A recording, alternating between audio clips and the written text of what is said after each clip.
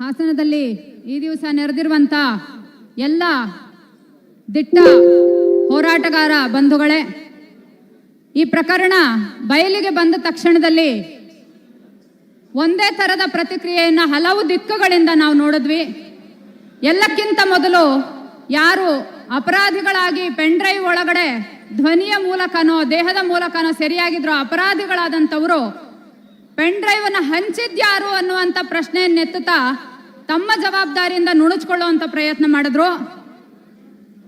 ದೌರ್ಜನ್ಯಕ್ಕೆ ಒಳಗಾದಂಥ ಹೆಣ್ಣು ಮಕ್ಕಳನ್ನ ಇದರಲ್ಲಿ ಕಟಕಟೆಯಲ್ಲಿ ನಿಲ್ಲಿಸಿ ಅವರನ್ನೇ ಅಪರಾಧಿಗಳನ್ನಾಗಿಸಿ ಗಂಡಾಳಿಕೆಯ ಪಿತೃಪ್ರಧಾನ ದೌರ್ಜನ್ಯನ ಮನಸ್ಥಿತಿಯ ಅನೇಕರು ತಮ್ಮ ಜವಾಬ್ದಾರಿಗಳಿಂದ ನುಣುಚಿಕೊಳ್ಳುವಂಥ ಪ್ರಯತ್ನ ಮಾಡಿದ್ರು.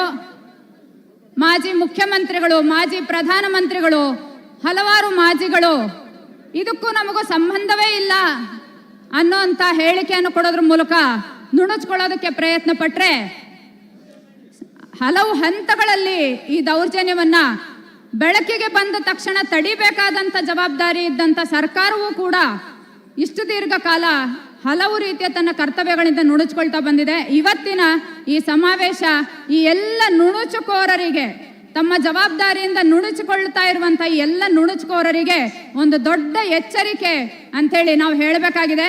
ನಿಮ್ಮ ನಿಮ್ಮ ಜವಾಬ್ದಾರಿಗಳಿಂದ ನುಣುಚಿಕೊಳ್ಳೋದನ್ನು ನಿಲ್ಲಿಸಿ ಬಂದು ಇಲ್ಲಿ ನಡೆದಿರುವಂಥ ಈ ಬಹಳ ದೊಡ್ಡ ಒಂದು ದೌರ್ಜನ್ಯ ಪ್ರಕರಣಕ್ಕೆ ನ್ಯಾಯ ದೊರಕಬೇಕಾದ್ರೆ ಆಗ್ಬೇಕಿರುವಂಥ ಕೆಲಸ ಏನು, ಅದ್ರ ಬಗ್ಗೆ ಗಮನ ಹರಿಸಿ.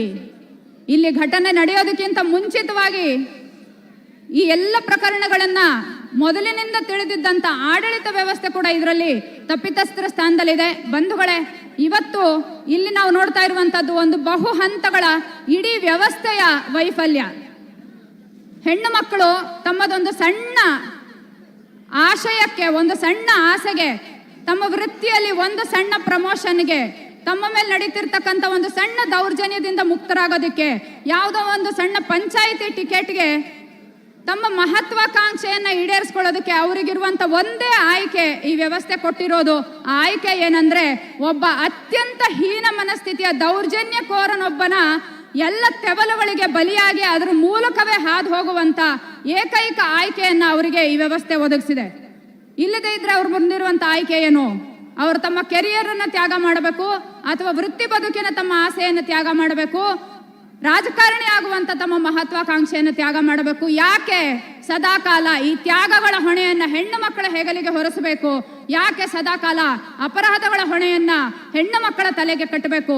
ಯಾರೆಲ್ಲ ಇದರಲ್ಲಿ ನಿಜವಾದಂಥ ಅಪರಾಧಿಗಳಿದಿರೋ ಆ ಪ್ರತಿ ಒಬ್ಬರೂ ಕೂಡ ಇವತ್ತು ತಮ್ಮ ತಮ್ಮ ಪಾಲಿನ ಹೊಣೆಗಾರಿಕೆಯನ್ನು ಹೊರಲೇಬೇಕು ಅನ್ನುವಂಥದ್ದನ್ನ ಆಗ್ರಹಿಸೋದಕ್ಕಾಗಿ ನಾವೆಲ್ಲರೂ ಇವತ್ತಿಲ್ಲಿ ಸೇರಿದ್ದೀವಿ.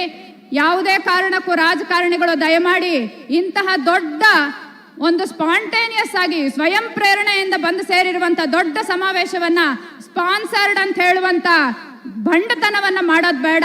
ಇಷ್ಟು ದೊಡ್ಡ ಜನರನ್ನ, ಇಂಥ ದೊಡ್ಡ ದೊಡ್ಡ ಹೋರಾಟಗಾರರನ್ನ, ತಿಳುವಳಿಕಸ್ತರನ್ನ, ಚಳುವಳಿಗಾರರನ್ನ ಸ್ಪಾನ್ಸರ್ ಮಾಡುವಂಥ ಧೈರ್ಯ, ಅಂತ ಶಕ್ತಿ ಇರುವಂಥ ಯಾವ ರಾಜಕೀಯ ಪಕ್ಷವು ಇವತ್ತಿನ ತನಕ ಕರ್ನಾಟಕದಲ್ಲೂ ಇಲ್ಲ, ದೇಶದಲ್ಲೂ ಇಲ್ಲ. ನಮ್ಮನ್ನು ಸ್ಪಾನ್ಸರ್ ಮಾಡೋ ಶಕ್ತಿ ಯಾರಿಗೂ ಇಲ್ಲ. ಮತ್ತು ಎಂದೆಂದಿಗೂ ಈ ಹೋರಾಟದ ಜೊತೆಯಲ್ಲಿ ಇರುವಂಥವ್ರು ನಾವೆಲ್ಲರೂ ಕೂಡ ತಮ್ಮ ಜವಾಬ್ದಾರಿಯನ್ನು ಹೊರತಾ ಇದೇ ಕೂಡಲೇ ಪ್ರಜ್ವಲ್ ರೇವಣ್ಣನ ಕುಟುಂಬ, ಅವರ ತಾತ ಮುದ್ದಾಗಿ ಮೊಮ್ಮಗನಿಗೆ ಪತ್ರ ಬರೆಯೋದನ್ನ ನಿಲ್ಲಿಸಿ ಕೂಡಲೇ ಸಂಪೂರ್ಣವಾದಂಥ ಕಾನೂನು ಪ್ರಕ್ರಿಯೆ ಮೂಲಕ ಹಾದು ಹೋಗೋದಕ್ಕೆ ಆತನನ್ನ ಬಂಧನಕ್ಕೆ ಒಳಪಡಿಸಬೇಕು. ರಾಜ್ಯ ಸರ್ಕಾರ ತನ್ನ ಜವಾಬ್ದಾರಿಯನ್ನ ಸಂಪೂರ್ಣವಾಗಿ ಈಡೇರಿಸ್ತಾ ಕೇವಲ ಇದೊಂದು ಪ್ರಕರಣದಲ್ಲ, ರಾಜ್ಯಾದ್ಯಂತ ನಡೆದಿರುವಂಥ ಮಹಿಳೆಯರ ಕೊಲೆ, ಕಗ್ಗೊಲೆಗಳು ಮತ್ತು ದೌರ್ಜನ್ಯ ಪ್ರಕರಣಗಳನ್ನ ಪೂರ್ಣ ಪ್ರಮಾಣದಲ್ಲಿ ಸಮಗ್ರವಾಗಿ ಪರಿಶೀಲನೆ ನಡೆಸೋದಕ್ಕೋಸ್ಕರ ಒಂದು ವಿಶೇಷವಾದಂಥ ಉನ್ನತ ಮಟ್ಟದ ತನಿಖಾ ವ್ಯವಸ್ಥೆಯನ್ನ, ತನಿಖಾ ಸಮಿತಿಯನ್ನ ಅದು ರಚನೆ ಮಾಡಬೇಕು. ಮತ್ತು ಪ್ರಧಾನಮಂತ್ರಿಗಳು ಗುಹೆಯೊಳಗಿನಿಂದ ಹೊರಗಡೆ ಬಂದು ತಮ್ಮ ಬಹಳ ನೆಚ್ಚಿನ ಪಾರ್ಟ್ನರ್ ಇನ್ ಕ್ರೈಮ್ ಇವತ್ತು ಈ ಶಿಕ್ಷೆಯಿಂದ ತಪ್ಪಿಸ್ಕೊಳ್ಳೋದಕ್ಕೆ ಕಾರಣರಾಗೋದನ್ನು ಬಿಟ್ಟು ಗುಹೆಯಿಂದ ಹೊರಗೆ ಬಂದು ನೊಂದ ಹೆಣ್ಣು ಮಕ್ಕಳನ್ನ ಅಳಲನ್ನ ಕೇಳಬೇಕು ಅಂತೇಳಿ ನಾವು ಆಗ್ರಹಿಸ್ತೀವಿ. ಬಂಧುಗಳೇ, ಈ ಜವಾಬ್ದಾರಿಯ ಹೋರಾಟದಲ್ಲಿ ಒಂದು ವೇಳೆ 4ನೇ ತಾರೀಕಿಗೆ ಫಲಿತಾಂಶ ಯಾವುದೇ ರೀತಿಯಾಗಿ ಬಂದರೂ ಕೂಡ ಕರ್ನಾಟಕದ ಮಹಿಳೆಯರು ಮತ್ತು ಪ್ರಜ್ಞಾವಂತರು ಒಂದು ಇತಿಹಾಸವನ್ನೇ ನಿರ್ಮಾಣ ಮಾಡುವಂತ ಮುಂದಿನ ಹಂತದ ಬಹಳ ದೊಡ್ಡ ಹೋರಾಟಕ್ಕೆ ನಾವೆಲ್ಲರೂ ಸಜ್ಜಾಗಬೇಕಾಗಿದೆ. ಆ ಹೋರಾಟಕ್ಕೂ ಕೂಡ ನಮ್ಮೆಲ್ಲರ ಸಿದ್ಧತೆಯಾಗಿ ಈ ಸಮಾವೇಶ ಇವತ್ತು ಯಶಸ್ವಿಯಾಗಿದೆ ಅಂತ ಹೇಳ್ತಾ, ಇದರಲ್ಲಿ ಪಾಲ್ಗೊಂಡಂತ ಇಲ್ಲಿನ ಸ್ಥಳೀಯ ಸಂಘಟನಾ ಸಮಿತಿಗೂ ಮತ್ತು ನಿಮ್ಮೆಲ್ಲರಿಗೂ ಅಭಿನಂದನೆಗಳನ್ನ ತಿಳಿಸ್ತಾ ನನ್ನ ಮಾತುಗಳನ್ನ ಮುಗಿಸ್ತೇನೆ. ಎಲ್ರಿಗೂ ಜೈ ಭೀಮ್, ಲಾಲ್ ಸಲಾಂ. ಘನತೆಯ ಬದುಕು ಮಹಿಳೆಯರ ಹಕ್ಕು, ಮಹಿಳೆಯರ ಹಕ್ಕು. ಘನತೆಯ ಬದುಕು ಮಹಿಳೆಯರ ಹಕ್ಕು. ನಮಸ್ಕಾರ. ಗ್ಯಾರಂಟಿ ನ್ಯೂಸ್, ಸುದ್ದಿ ಖಚಿತ, ನ್ಯಾಯ ನಿಶ್ಚಿತ.